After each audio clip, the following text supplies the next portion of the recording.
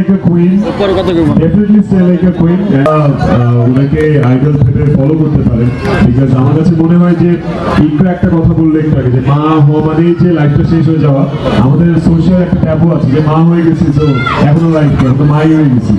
No, এইটা একদমই রং একটা কনসেপ্ট। মা হয়ে যাওয়া মানে লাইফের নতুন একটা অধ্যায় শুরু, লাইফ শেষ হয়ে যাওয়া না। এইখানে আমি যতগুলো মাকে দেখলাম আমরা সম্মানিত করলাম, আমরা অপু বিশ্বাস প্রেস দিলেন নিজের হাতে, অনেকেই তো এরা মোস্ট অফ দেম আর মা। তো ওনারা যদি এত ভালো এন্টারপ্রেনার হইতে পারে, ভালো উদ্যোক্তা হইতে পারে, ঘরে বসে কাজ করতে পারে, আর্ন করতে পারে, নিজেকে ব্যস্ত রাখতে পারে, তাই সবাই পারবে। সবারই কোনো না কোনো ট্যালেন্ট আছে, তাই না? কোনো না কোনো ট্যালেন্ট আছে, ওইটা ফিগার আউট করতে পারলে আমার মনে হয় যে that will be very loosey and easy. তো ওইটাই যে ফাইটার মামিজ সবাই, তো be like a fighter, talk like a fighter, walk like a warrior, তাই না? And stay like a queen.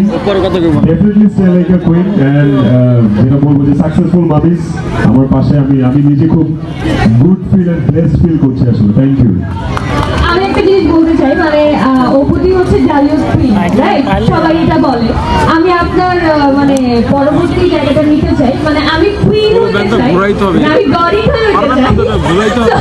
Praise me যেন ইন ফিউচার আমি কুইন হয়ে থাকতে পারি। আর আমি নিজেকে কুইনই অ্যাকচুয়ালি বলি। হ্যাঁ, ওর লাইফে কুইন।